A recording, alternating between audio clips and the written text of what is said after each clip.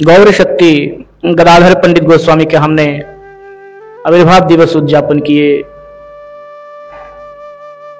तो महाप्रभु जी के जितने भी पार्षद हैं, उन पार्षदों में सबसे अंतरंग पार्षदों में गिने जाते हैं, कितने गिने जाते हैं अंतरंग पार्षद महाप्रभु के? 3.5, है ना।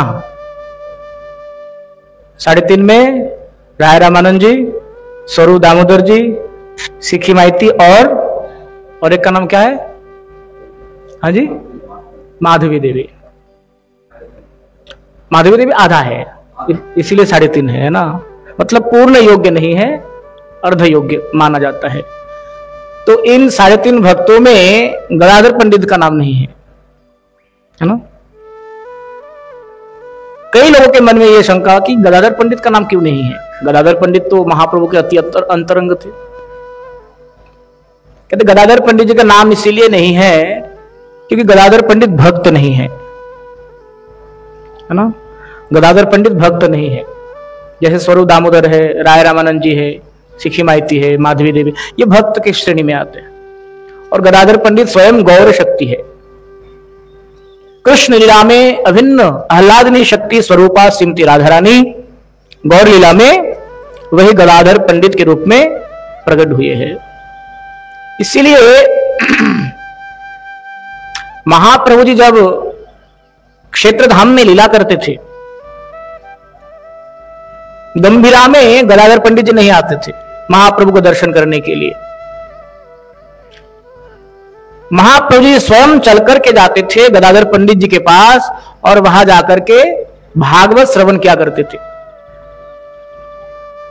अब महाप्रभु जी गदाधर पंडित जी के द्वारा भागवत श्रवण करेंगे, इसकी क्या आवश्यकता है? कोई विशेष आवश्यकता है? परंतु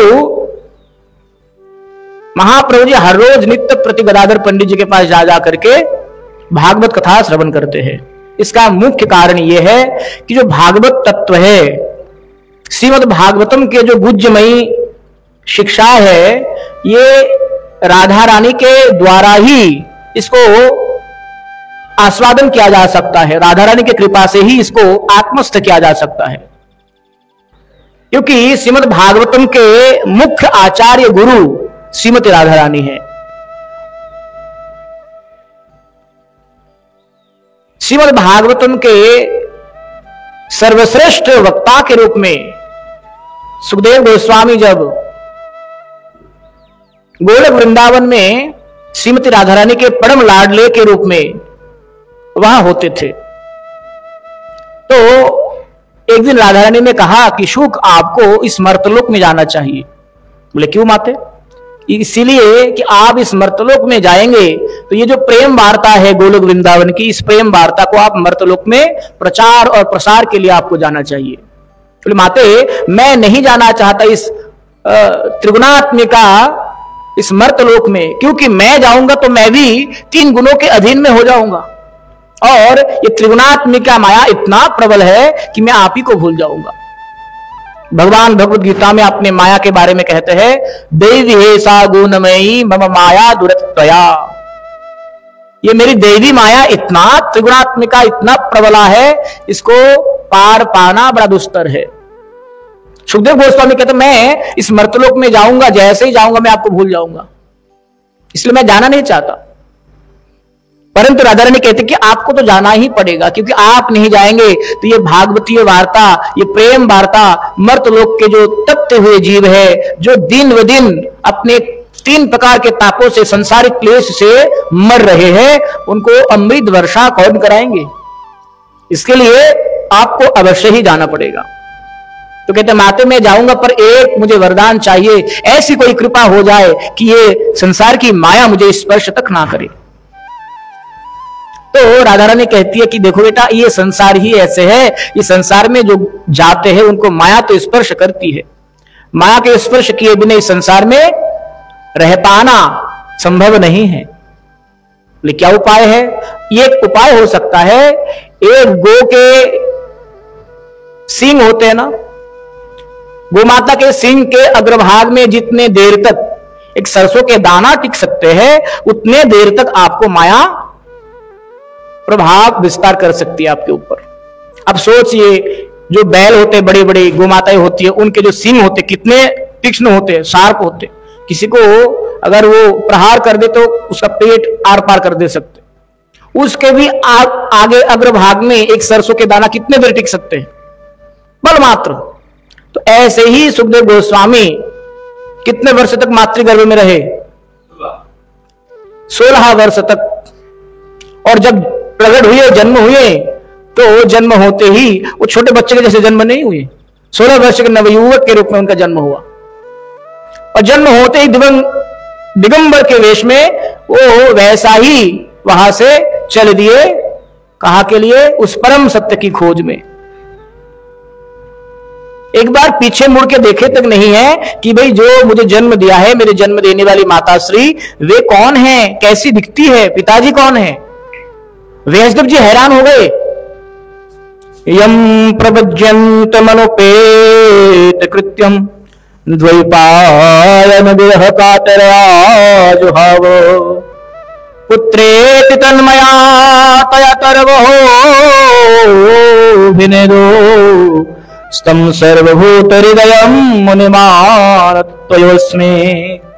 व्यासदेव जी पीछे पीछे रोते हुए जा रहे हैं। अरे भाई जरा देख करके तो जाओ, 16 साल तक जिस माता ने आपको गर्भ में धारण किया, उस माता को एक बार देख करके जाओ।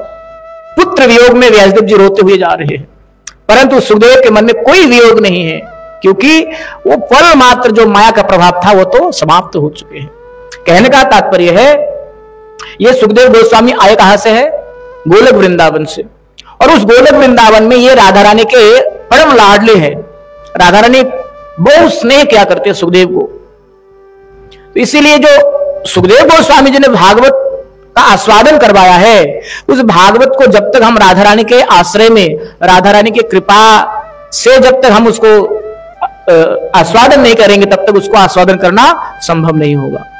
इसीलिए महाप्रभु जी स्वयं गंभीरा से चलकर जाते थे। कहां पर? गदाधर पंडित जी कहां रहते थे? टोटा गोपीनाथ मंदिर में, समुद्र के पार में, जहां पर गोपीनाथ जी की सेवा किया करते थे। वहां पर महाप्रभु जी गंभीरा से चल करके आते थे और भागवत कथा गदाधर पंडित जी से सुनते थे। इसीलिए क्योंकि गदाधर पंडित साक्षात अल्लाह स्वरूप राधा रानी है, और राधा रानी के हृदय में जो भागवत की प्रेम वार्ता प्रकाशित हो सकते हैं, ऐसी वार्ता और किसी के हृदय में कैसे प्रकाशित हो सकते हैं। इसीलिए महाप्रभु जी गंभीरा में हर रोज गंभीरा से चल करके टोटा गोपीनाथ मंदिर में आकर के गदाधर पंडित जी से भागवत श्रवण किया करते थे। और वहां से भागवत श्रवण करके जाने के बाद जब महाप्रभु जी गंभीरा में जाते थे, तो गंभीरा में जाकर के जो जो उन्होंने भागवत कथा में श्रवण किया, उन भावों में विभावित होकर के स्वयं राधा भाव में उसको आस्वादन करते थे। अब यहां पर प्रश्न आ सकता है कि स्वयं तो गदाधर पंडित राधा रानी के अवतार है, फिर महाप्रभु जी राधा भाव को आस्वादन क्यों करते थे? महाप्रभु तो अभिन्न कृष्ण है प्रेम जी? महाप्रभु जी अभिन्न कृष्ण है ना, और राधा रानी तो गदाधर पंडित है। फिर महाप्रभु राधा भाव को आस्वादन क्यों करते थे? राधा भाव में विभावित तो गदाधर पंडित को होना था, है ना। गंभीरा में महाप्रभु जी उस राधा भाव को आस्वादन करते थे।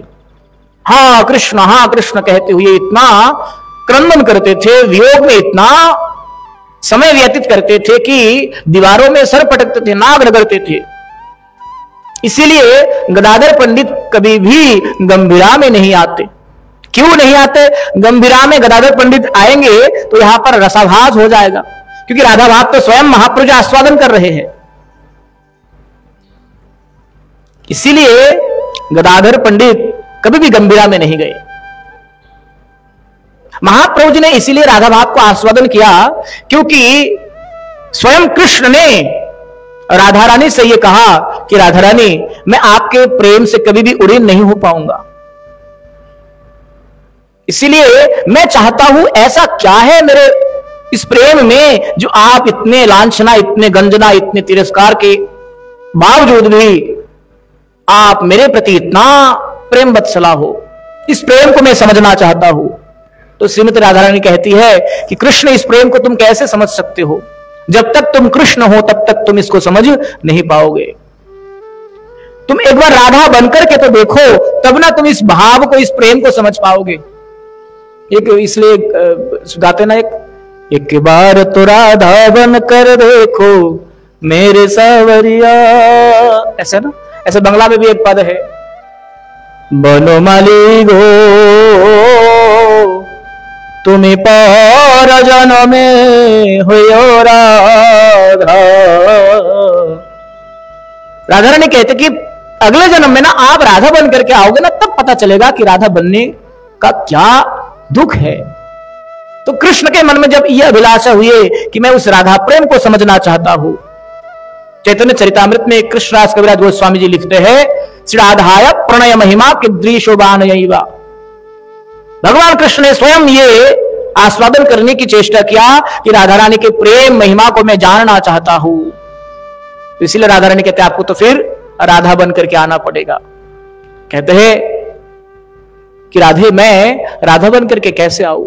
बोले हां, आने वाले समय में मुझे गौर बन करके कलयुग में प्रकट होना है, तो मैं उसमें आपकी अंग कांति और आपका भाव मैं चाहता हूं। कृष्ण दोनों हाथों से झोली फैला करके भीख मांग रहे हैं कि आप मुझे अपने अंग कांति, यानी कि ये जो गौर वर्णा है श्रीमती राधा रानी की, वो अंग कांति और आपके भाव को मुझे प्रदान कीजिए। तो राधा रानी ने अपने अंग कांति और उनके भाव को प्रदान किया, तो इसीलिए वो अभिन्न कृष्ण ही कलयुग में श्याम वर्ण ना होकर के गौर वर्ण के रूप में और राधा रानी के भाव को लेकर के प्रकट हुए। तो गदाधर पंडित जी साक्षात राधा रानी के अवतार है। कई कई जगह तो यह भी वर्णन है कि राधा रानी के अवतार या राधा रानी के स्वरूप कहना भी गदाधर पंडित जी को, मतलब ऐसा नहीं कि राधा रानी सर गदाधर पंडित जी है, क्योंकि नित्य गोलोक वृंदावन में वहां पर 2 प्रकोष्ठ है। एक राधा कृष्ण अपने परिकरों के साथ है और एक प्रकोष्ठ में श्रीमन चैतन्य महाप्रभु जी, गदाधर पंडित आदि उनके जो अंतरंग पार्षद है उनके साथ लीला विहार होते हैं। तो ऐसे गदाधर पंडित जी जिनके हमने कल आविर्भाव दिवस उद्यापन किए, वो गदाधर पंडित भी इस यात्रा में महाप्रभु के साथ में हैं।